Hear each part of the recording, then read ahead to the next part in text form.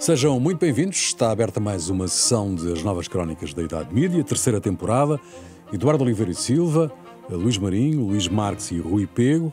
Antes de começarmos a entrar na nossa agenda, queríamos todos, digo eu, mas começo por ti, Luís Marques, deixar aqui um sentido pesar pelo desaparecimento do Beato Teixeira.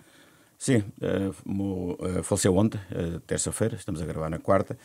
António Beato Teixeira, seu nome completo, foi administrador da RTP, vocês conheceram, lidaram com ele. Muito bem. Eu já trabalhei com ele, mas fora da RTP, de quem me tornei um bom amigo e companheiro de muitas tertúlias e de muitas cumplicidades.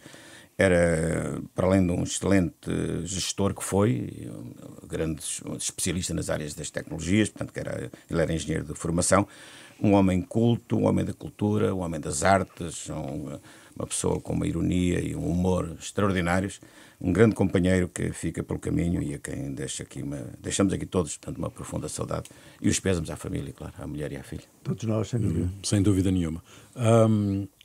Eu sugiro aqui também neste início o livro do Zimmermann, que se chama O Enigma de Israel, salvo erro, que recomendo a toda a gente, sendo certo, obviamente, que a perspectiva do Zimmermann sobre o assunto, sobre o tema, é, obviamente, uma posição muito do lado de Israel, claro. Sim. Mas ele, quer dizer, apesar de tudo, consegue tenta ser objetividade. É evidentemente que ele é judeu e obviamente sentirá as coisas de uma forma um pouco diferente, mas apesar de tudo tem sido, e a gente vê pelas crónicas que sem dúvida, rigorosamente, tenta ter alguma objetividade e em relação a este conflito. Conjunto de movimentos pela paz, que incluía até palestinianos. Quis destacar aquilo que ele não esconde, não é? Não, claro. Exato. Ele é a prova evidente de que em Israel há democracia, porque ele não é um alinhado com o regime, é um dissidente em muitos aspectos. É verdade, mas eu queria sublinhar um aspecto que é pouco conhecido. Há uma série de associações e movimentos que incluem judeus e palestinianos. Exatamente. É uma coisa, portanto, que é pouco conhecida. E movimentos com força na sociedade, tanto judaica como na sociedade palestiniana. E já agora eu aproveitava para falar também de um livro escrito por um colega nosso, Sérgio Soares, que precisamente junta uma reflexão sobre uma descendente de nazis que, a certa altura da sua vida, se cruza com um judeu com o qual ela vem a casar, conseguindo odiá-lo toda a vida. E no meio de uma série de aventuras também se cruza com um português que vive em Angola e que vive a descolonização. É um pequeno livro, uma novela, mas com muito interesse, e escrito A Dama Alemã. Okay. Vale muito a pena. Luís Marinho, estamos conversados. Posso começar por ti em relação com a recepção aos portugueses da flotilha. Sim. As televisões exageraram? As televisões criaram ali um ambiente tipo recepção de vedetas rock, quem ganhou jogadores de futebol? O Campeonato do Mundo, ou uma coisa do género. Um bocado isso. Eu penso que os participantes da flotilha ganharam muita coisa, não é? Tendo em conta o objetivo que anunciaram, que era de transportar ajuda humanitária para Gaza, para as pessoas que estavam a sofrer em Gaza, etc. Obviamente não foi nada disto. Foi uma campanha de publicidade, uma campanha e até de autopromoção de algumas pessoas. Há uma senhora espanhola que parecia uma vedeta, não sei bem de quê, que dançou toda a vida e agora em Espanha acho que recebe para dar entrevistas. Enfim, é aquilo que temos. Eu só há aqui uma questão que eu gostava que fosse divulgada, que eu acho que isto era importante, que era, deviam divulgar com urgência possível a listagem de bens que a flotilha transportava. Dizer exatamente que bens transportámos, o que é que levamos, o que é que não conseguimos entregar, porque o que eu tenho visto, e onde é que ficou esse material? E quem é que ficou com esse material? Porque o que eu tenho visto é, obviamente estamos a falar também do lado de Israel, que foi depois fazer a inspeção aos barcos. É que os barcos não tinham lá nada. Ou não tinham praticamente nada. Eu estou a dizer que é a perspectiva, são os filmes que os israelitas fizeram.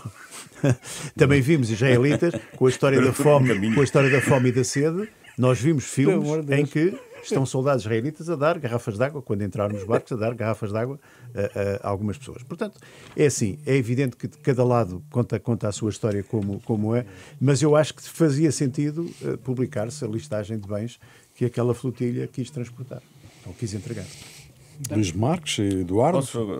Posso dizer? Bom, eu concordo com o Luís, essa informação é útil, até porque se suspeitava que a flotilha transportasse ao máximo dos máximos 3 caminhões, tanto de ajuda humanitária, quando por dia entram 300 caminhões em Gaza. Ou seja, não vai resolver, não iria resolver nenhum problema tanto em Gaza. E isso, obviamente, revela e confirma tanto que isto foi uma operação de marketing, uma operação política, e a recepção, aliás, vem acabar por reconfirmar isso mesmo, porque uma das coisas chocantes na recepção foi todas as televisões interromperam as emissões para darem a chegada dos portugueses.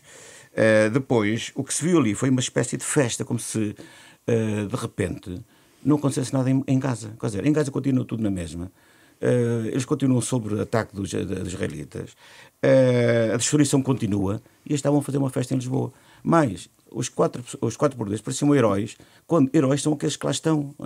Mas, enfim, há aqui alguma coisa um pouco de estranho, não é? E mal contado e até um pouco chocante, que é a perversidade, portanto, deste tipo de operações, que são operações de maquilhagem. Por isso eu perguntava no início se as televisões não deviam ter observado outra contenção.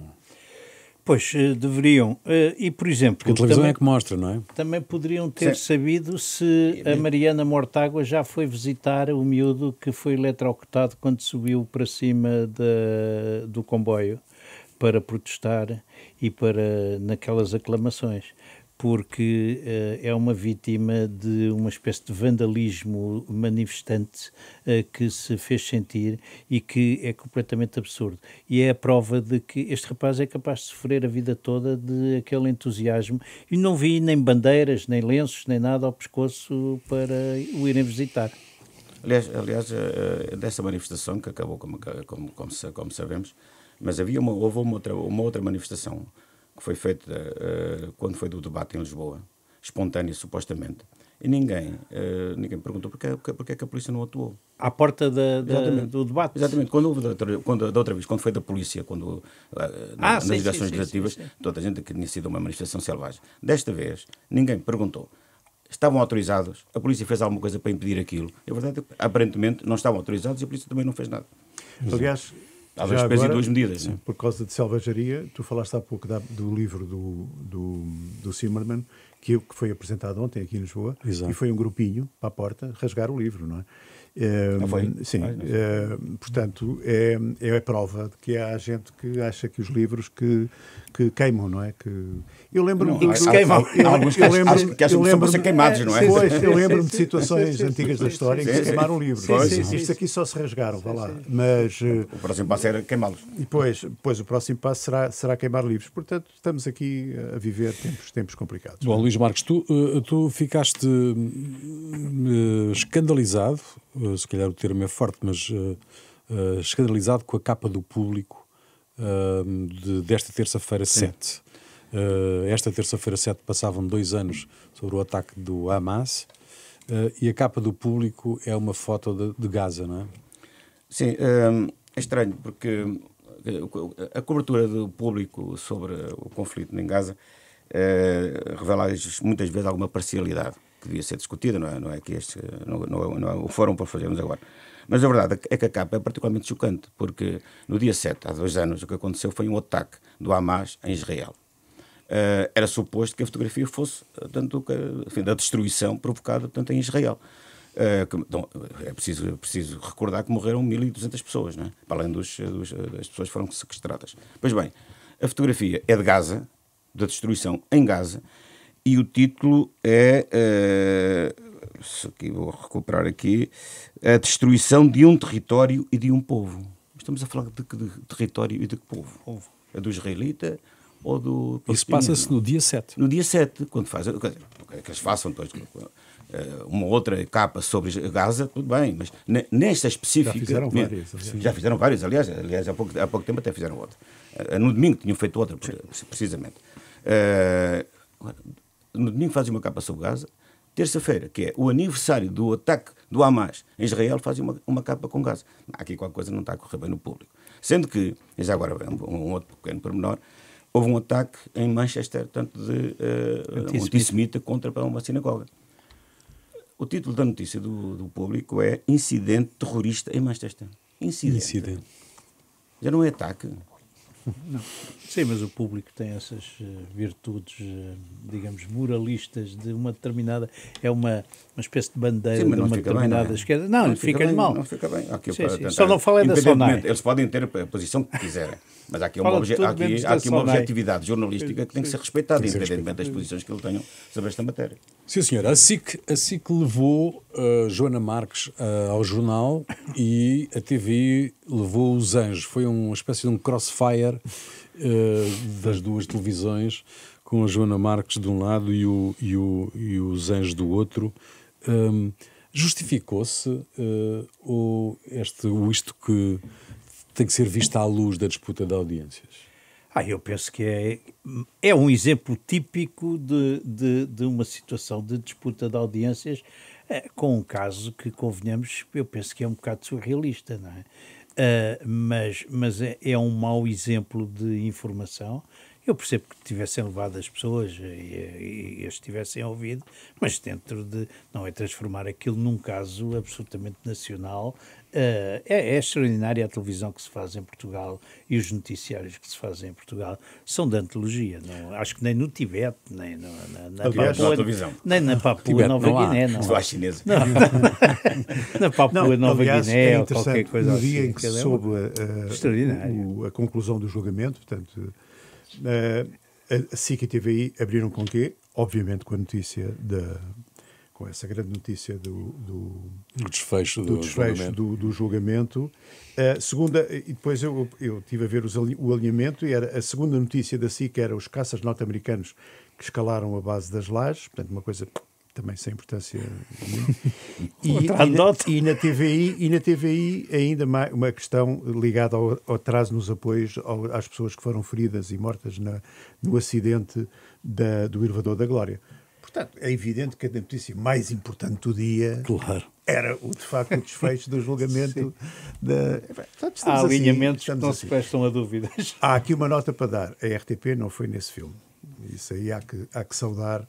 Há que saudar essa notícia de que a RTP não foi por aí. Sem dúvida nenhuma. Sim, Luís. Só dar aqui um pequeno comentário, que é dar os parabéns à SIC porque escolheu a vencedora. Exato. Não, e é mais, tem mais piada já agora. Exatamente, e que diz mais coisas. E é mais inteligente. E tem mais reflexão feita sobre as coisas. Por acaso eu discordo, porque acho que a TVI, apesar de tudo, ouviu quem nunca foi ouvido.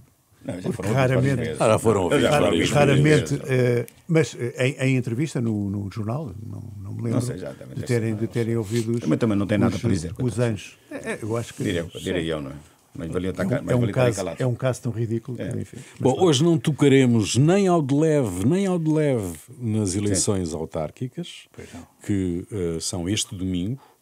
Nós estamos a gravar quarta, mas estamos a ser ouvidos também no domingo. Nota quando tu achas que é o mas este domingo estreia, o Conta Lá, na sua emissão especial das eleições, estreia comentadores em inteligência artificial. A Helena Monteiro Santos, que é especialista em desenvolvimento regional, e o avatar Ricardo Mendes Pereira, politólogo e especialista em poder local. Serão os primeiros, no fundo, a utilizar na TV uma iniciativa desenvolvida por uma agência de inovação, que é a Instinct, em parceria com este canal. Isto não abre aqui uma caixa de Pandora sobre esta grande questão da inteligência artificial, que é que está a querer estudar e tudo? Bom, quem quer começar? Para tu silêncio, eu quebro o silêncio. Silêncio generalizado. Não, é que é tão... Estamos tão impressionados. Porque, enfim, eu acho isto um bocado surrealista e devo dizer que tenho a maior das reservas sobre esta situação. Só tens reservas? Não, quer dizer, acho isto... Sim, é a maior das reservas. Mais direto, mais concreto. Sim, não, é uma imbecilidade, acho eu. Estamos melhor. Mas... até que me demonstrem o contrário. Porque é assim... Atenção, há coisas é supervisionado por um editor. Atenção. Pois está bem, mas isso... Epá, Isso quer dizer o quê? Rui, eu acho que isto é doentio, paranoico. Nós estamos a atingir limites que... É preciso ter cuidado com estas coisas. Em termos de experimentalismo, com certeza que é capaz de ser interessante, mas esperemos que haja tino e que haja regulamentação sobre estas situações. E aquilo que nós estávamos a discutir há pouco é saber efetivamente se há quem se debruce e quem fiscalize este tipo de situações. Neste momento eu não percebi se é a ANACOM, se é a ERC, mas acho que esta experiência a mim incomoda-me porque a cabeça humana e a sensação e o conhecimento do ser humano e das suas reações, digamos, naturais, através de comentadores, é muito mais desejável do que estas coisas artificializadas. E, portanto, estou para ver, não é? Mas temo bem que, como precedente, seja mau. E, por outro lado, nós também já não sabemos o que é que resulta da cabeça das pessoas e o que é que as pessoas utilizam para os seus próprios escritos. E, portanto, acho isto preocupante. A inteligência artificial está a ser usada em grandes jornais do mundo e jornais de referência para... também para recolha, pesquisa. Para recolha, pesquisa. Não parece nada mal, não é? Agora, para fazer a análise do resultado de umas eleições... Agora transformar isso em comentário já é uma coisa diferente, não é? Sendo que isto vem, aliás, vem no seguimento de... na Albânia temos um ministro, portanto, uma ministra virtual, que é virtual, que é criada pela inteligência artificial, e de recentemente uma empresa ter criado uma atriz que é Tilly Norwood, que foi apresentada no Festival de Cinema de Zurique e já tem propostas para representação. Exato. Assim. Sim. Não, mas este caminho tem que ser, como dizia o Eduardo, regulado, não é? Começa-se de uma forma muito clara. Não é? Igualmente a comunicação social tem que ser regulada, isso é evidente. Não é? Como dizia o Mourinho, começa-se por se pôr o dedo, não é? Isso é no Benfica, não é? Isso é no Benfica. Isso é mais... No Isso de Sporting, pôr não. o dedo é mais no Benfica, não é? No Sporting, não te esqueças que eu quero dar uma nota sobre alguma coisa. Sim. Sobre o Sporting. Sim, mas Não é sobre o Sporting, é sobre uma sondagem em Lisboa. É uma sondagem em Lisboa, mas não é o teu enigma esse, não. Não, é outro. Já que não podemos falar das autárquicas, podemos falar de coisas sérias. Da sondagem do Sporting, falar de coisas sérias. Há uma sondagem em Lisboa surpreendente, feita por uma empresa credível, que é pitagórica, não é uma empresa qualquer, não é aquelas empresas do Chega, não é?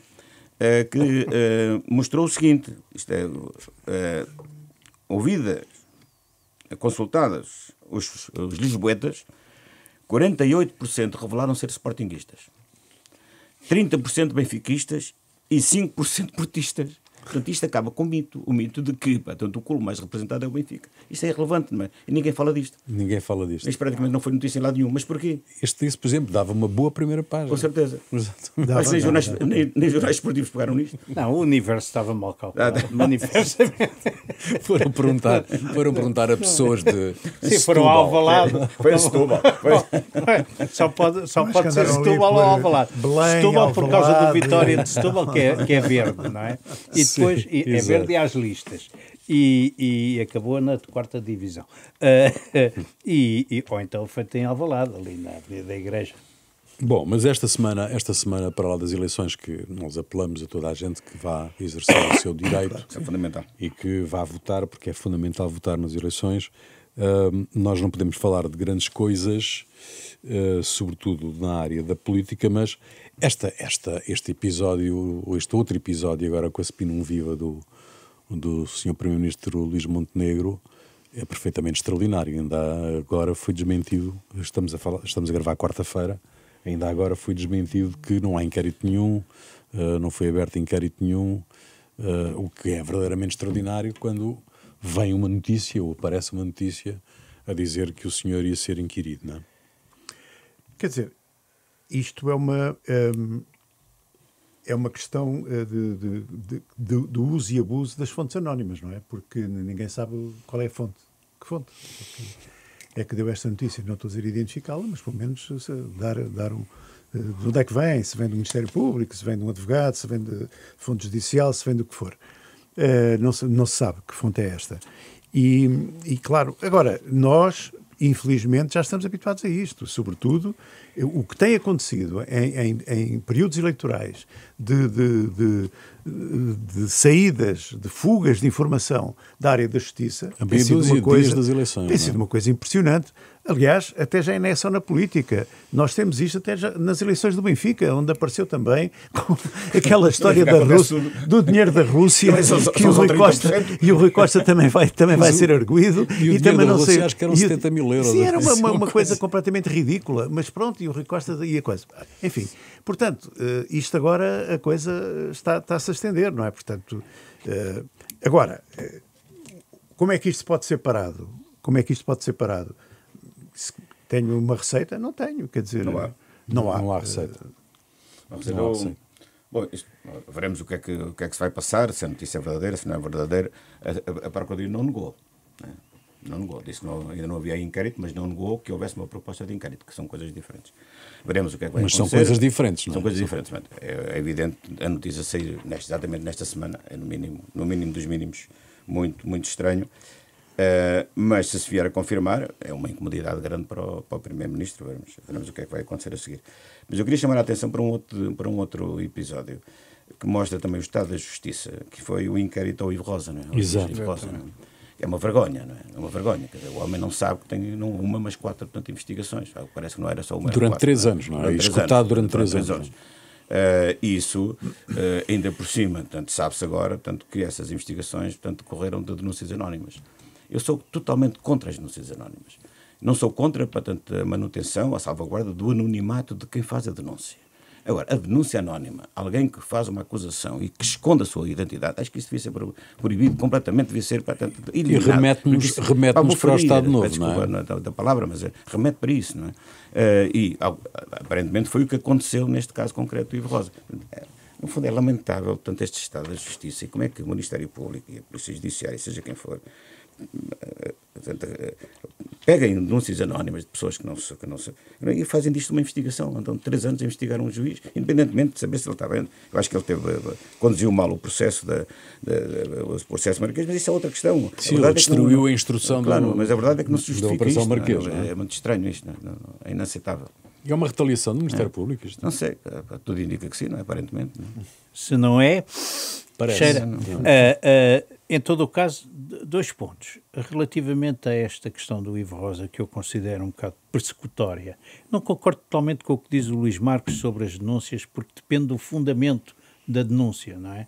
Eu vi denúncias anónimas, enfim, quando estava no jornal, que estavam muito bem fundamentadas e, portanto, eu percebo que a pessoa tenha mesmo que se resguardar de tal modo... Mas isso devia ser o regime da denúncia. Tá bem, mas não, tem que ter um grande fundamento. É um grande fundamento. Agora, relativamente a este caso do Ivo Rosa, há um ponto... Eu gostei muito de ver o Presidente da República, olho vivo, a dizer, então, mas houve algum juiz que tivesse validado tudo isto? Foi muito inteligente da parte do Presidente da República e demonstra que ele não está tão desatento, nem tão coisa como se diz.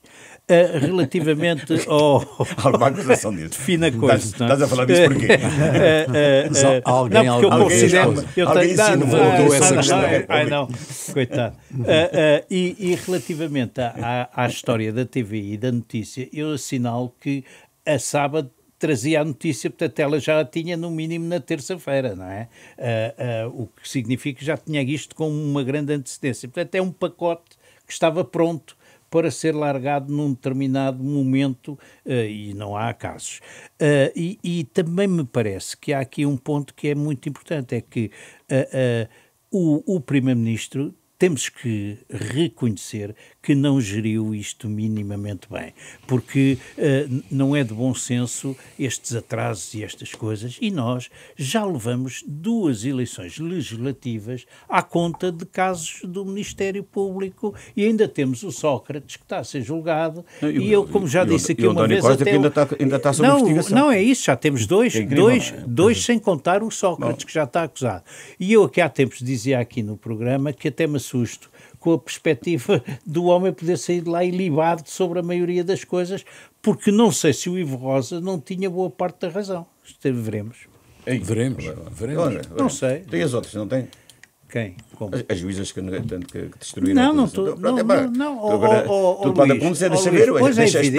Espera que haja uma decisão, não é? Logo se vê, mas não quer é? dizer, quando alguém discorda, sentado, quando alguém discorda do na... Ministério Público e depois leva... Não sei, eu este caso do Ivo Rosa acho absolutamente extraordinário. Não. E esta questão do Ricardo Salgado... Mas eu não concordo nada com aquilo que disse o Edi relativamente às denúncias anónimas. Acho que é inaceitável. Ponto final. Bom, uma coisa é... Do teu ponto de vista, devia haver um regime de proteção à denúncia. Eu, como jornalista, sou obrigado o regime de proteção, esse regime de proteção é logo violado logo a seguir. Eu, como jornalista, nós, como jornalistas, somos obrigados e podemos, tanto, salvaguardar a identidade das fontes. Portanto, por aí está a identidade, está salvaguardado isso. Portanto, e a lei também devia fazer isso. Quem quer fazer uma denúncia pode reservar a sua identidade, salvaguardar a sua identidade. Agora, outra coisa é, eu mando uma denúncia, mas portanto, escondo a minha identidade. É muito suspeito. Isso não pode ser, porque passa por 100 pessoas, passa pelas defesas, passa pelas acusações, então passa pelo... É melhor isto. Eu quero me vingar de ti. Não, mas eu sei que é verdade, eu sei que é assim, e sei que isso se faz... Luís, a questão está no bom senso de quem recebe a denúncia. Se ele acha que ela é credível, ela não é credível. Então o homem comprou um automóvel há 5 anos por 30 mil euros, um Audi TT, que já estava velho naquela altura, e agora abrem um inquérito por causa disso. Não deve ter sido só isso. Não, quer dizer, está lá, eu vi o documento, mas também já vi denúncias muito bem feitas. Desculpa lá que te diga. Bom... não concordo. Sim, mas eu... Pronto, acabou. Percebemos que não concordo. Faremos um debate faremos um debate sobre isso.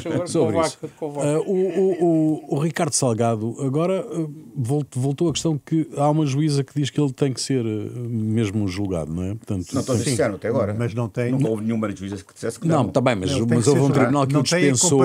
Não tem que comparecer. Isso não altera. Rui, ele vai ser julgado. Fica com a ideia que sim. Não. Ele vai ser julgado, mas não precisa de comparecer. Eles não queriam é que ele fosse julgado.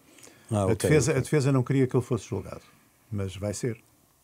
Já houve um caso, que aliás foi invocado na defesa, já houve um caso em que isso aconteceu. Mas o caso é diferente, porque neste caso há mais arguidos. Não é? O Ricardo Salgado não é o único arguido. Não é o único, e se fosse considerado que ele não era julgado, portanto isso acabava com todo o julgamento. Exato. Não era só o do Ricardo Salgado, era o dos outros. Exato. Bom, França, outra vez sem governo. O Sébastien Lecornu, nomeado primeiro-ministro de França há menos de um mês, demitiu-se poucas horas. Eu acho que a culpa é da China. Não é disso. Só pode. Eu, por acaso, acho que pode ter havido alguma interferência.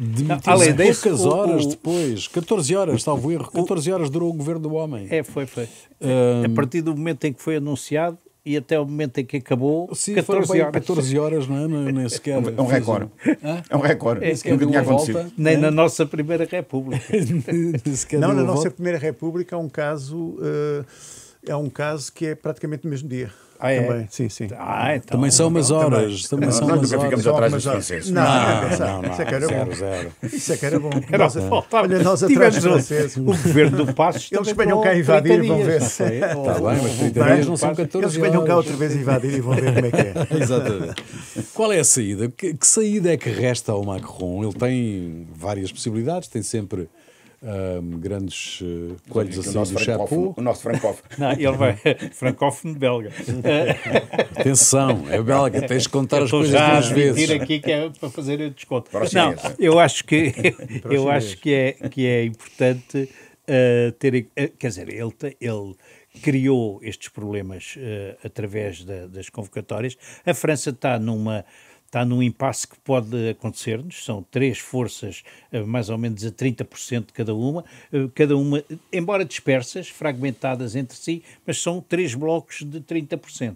E, portanto, é praticamente impossível haver soluções que não passem pelo escalão acima o Presidente da República. Eu duvido que o Macron se demita, porque ficar para a história como um Presidente que não acabou o mandato é uma coisa, enfim, sinistra para qualquer pessoa, mas pode acontecer. Não é destituído de fundamento que isso possa acontecer, mas eu penso que ele vai procurar a resolver o problema com o Le Cornu ou com alguém ainda dessa área.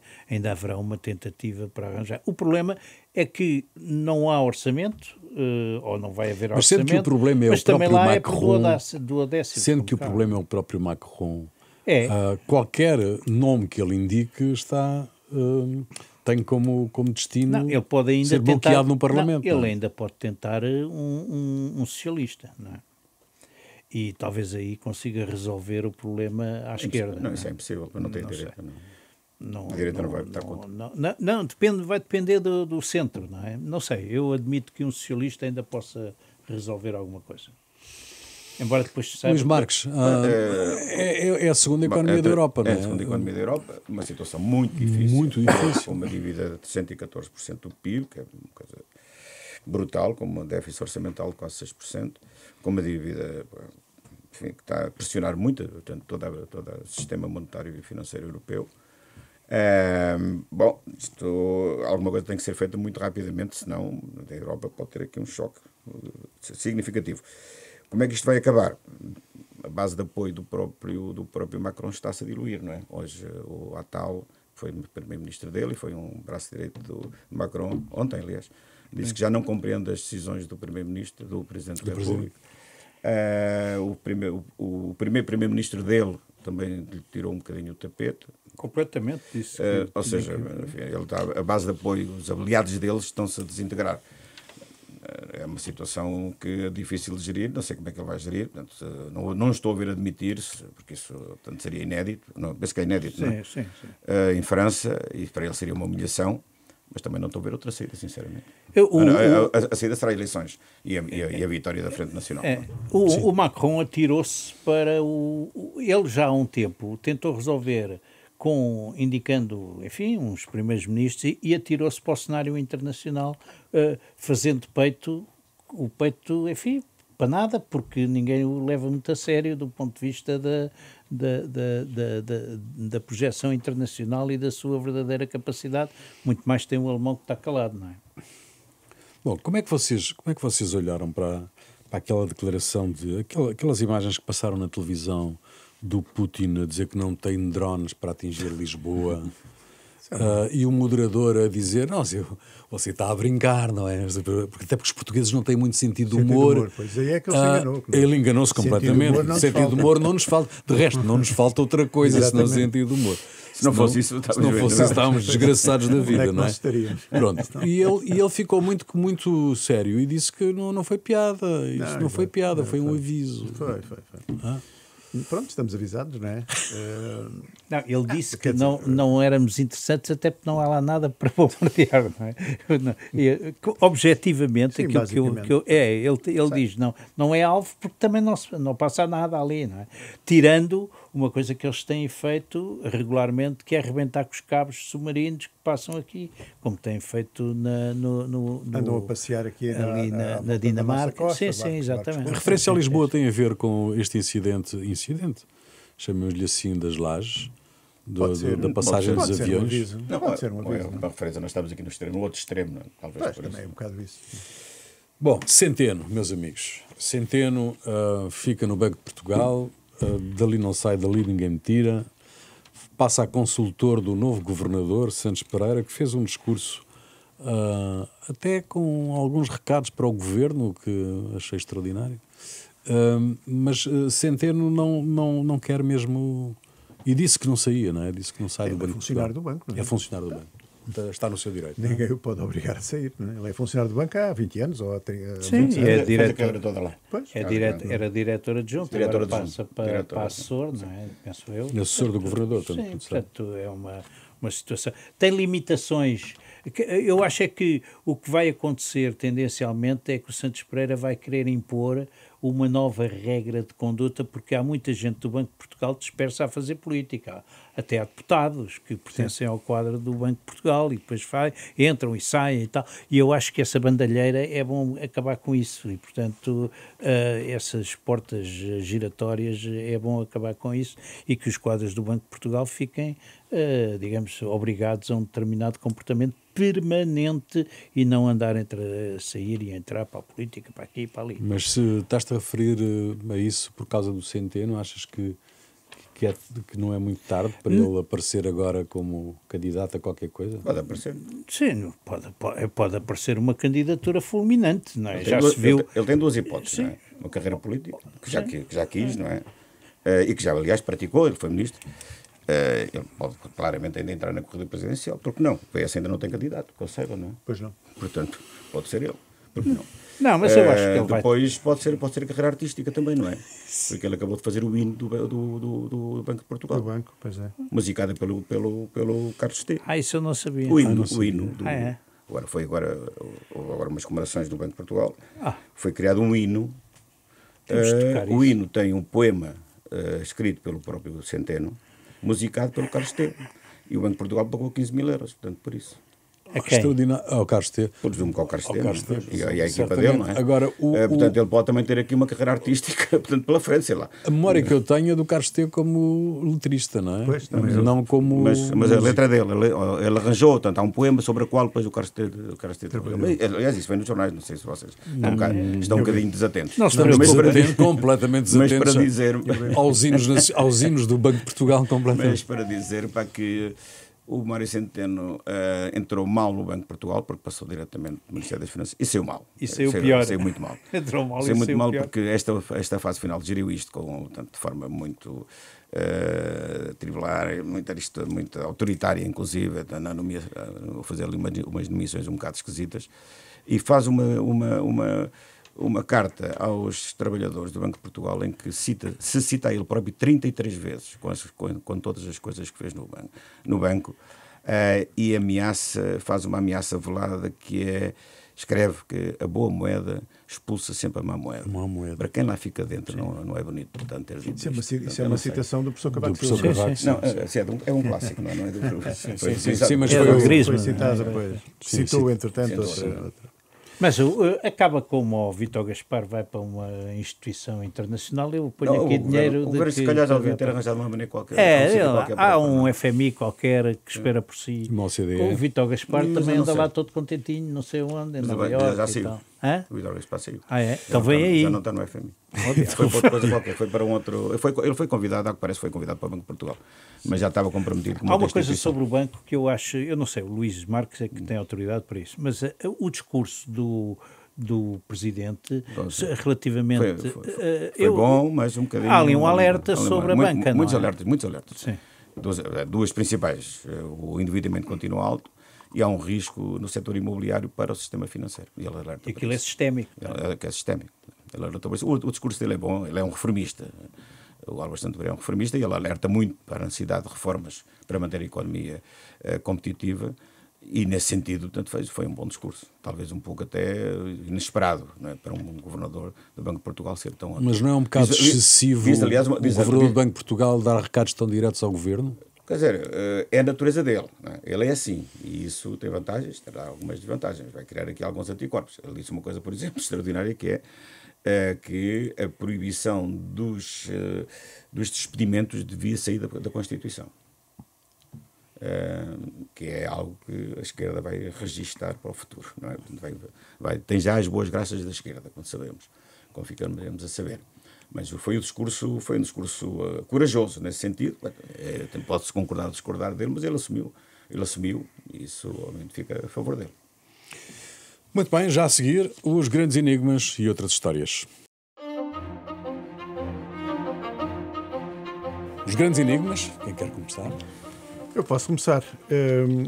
Há aqui uma história contada pelo Correio da Manhã, que Rui Freitas, que é secretário de Estado adjunto da Presidência, que é um senhor que é empresário têxtil e que tem um património considerável, vai receber, ou recebe já, um suplemento mensal para a ajuda da instalação em Lisboa, um suplemento mensal de 750 euros. Ele tem o salário de secretário de Estado, que são 6 mil e poucos euros, suponho. Eu pergunto, isto é legal, não há dúvida nenhuma, mas será que é necessário? Será que esta pessoa precisa de receber um suplemento de 750 euros para a renda? Bom. É o meu enigma. Bom. Parece que não precisa. Parece que não Não precisa precisa. as notícias. É o que dizem as Não notícias. diz, não precisa. Bom, Parece que não. Não bom, quis. Não aceitou. Não, ele aceitou. Ah, aceitou. Mas não precisa. Não. Quer dizer, ele não precisaria. Família, tanto... Em parece tese, que é rica, para além do mais, parece que tem passou a posse. precisar Tem quando ele posse. aceitou. pior ainda, pior Exatamente. ainda. Tem posse. Muito Estamos a bem. referir nesse aspecto. Às posses ele tem posse. A discussão não tem fim. O puxão na camisola foi suficientemente intenso para fazer cair o adversário com direito a grande penalidade? Claro que não. O adepto ingênuo e fervoroso divide-se. O ingênuo diz que não foi, o artista atirou-se para o chão. O fervoroso diz, sem sombra de dúvida, que sim, toda a gente viu. Não fosse a boa qualidade do material, o homem tinha ficado em tronco nu e tal. Bom, compete ao árbitro, filho de boas famílias, decidir sozinho sobre um conflito insanável que se prolonga por semanas, meses, muitas vezes até anos. Lembras-te daquele jogo na Luz, ainda jogava ao Jordão, em que o Manuel Fernandes é puxado na área, quase que lhe arrancou a camisola. Pronto, então, não haverá uma tecnologia... Não tenho ideia. Não haverá uma nada, tecnologia... É um apagão. Mas o meu enigma é, não haverá uma tecnologia aplicável para o árbitro trazer um medidor de intensidade dos puxões das camisolas deviam ter esse Devemos ter sensor. sensores. à atenção da Liga e da Federação. Aí está. As camisolas deviam ter esse sensor para se perceber a intensidade do puxão. Dá um choque elétrico no árbitro é porque foi grave. Se não foi... Bom, o meu enigma é o seguinte. O Zé Luís Carneiro tirou da cartola uma proposta um bocado insólita, que foi o de propor mais um feriado, que é o feriado no dia 24 de julho, que é a Batalha de São Mamede, comemorações da Batalha de São Mamede, que, como sabemos, foi a batalha para tanto onde Portugal foi fundado. Mas o meu enigma é, porque é que ele não propôs também o dia 14 de agosto, que é o dia da Batalha de Alves Barrota, portanto, que garantiu a nossa independência, que ainda por cima tinha a vantagem de juntar com o dia 15, portanto, eram 2 dias de feriado, dia 15 de agosto já é feriado. Ou ainda, portanto, acrescentava o dia 17 de junho, que é a Batalha de Montes Claros, onde Portugal, portanto, restaurou a sua independência em relação à Espanha. Porquê? É o meu enigma. Exatamente. Venham esses feriados, embora. Venham. Sim, precisamos. Venham Para esses. recuperar. Nós E se calhar há mais precisamos batalhas que eu não tenho lugar. Depois andamos ainda a mais. Não, No os próximo historiadores programa dividem-se. fazemos Os aqui uma historiadores lista de dividem batalhas. sobre a data da fundação. Podemos Não dar... é? No próximo programa fazemos aqui uma lista de batalhas. Eu trago 2 enigmas muito rápidos. Um é, não sei se sabem, houve cá um festival, World Aviation Exposition. É uma exposição sobre aviação muito grande, mundial, e os participantes levaram 4 horas para entrar, o que ficou para os quadros, altos quadros de companhias de aviação, é um bocado traumático entrarem num aeroporto onde se fica 4, 5 horas, e isto perturbou-os um bocado. Eu conheço alguns que vieram e acharam um bocado surrealista nos dias de hoje, e portanto isto resulta do novo equipamento que entrou há dias. É tipo ELAR, não é? Entrou há meses e portanto aquilo não se resolve. Entrou em funcionamento, mas ainda não está. E o segundo enigma é um bocadinho mais complicado, que é quem manda em Valongo. Porque houve um incidente em Valongo, um problema numa fila do supermercado, resultou num cidadão que foi espancado por 13 elementos de uma comunidade cigana. Havia um que estava a evitar, esse eu vi nas imagens, mas também devia ser, estava lá no meio, ninguém lhe batia, ele estava a evitar, portanto devia ser. Agora, havia ali há uma coisa que é extraordinária, quem é que manda em Valongo? É o juiz que libertou toda a gente ou são grupos destes que fazem o que querem, põem e dispõem? Muito bem, termina aqui mais uma sessão das Novas Crónicas da Idade Média, um programa de Eduardo Oliveira Silva, Luís Marinho, Luís Marques e Rui Pego, produção de Marina Duarte, desenho sonoro de António Fialho, cuidado técnico de Beatriz Garcia, imagens de Lara Castro. Novas Crónicas da Idade Média, domingo ao meio-dia, sempre que quiser, ao alcance de um clique. Até para a semana.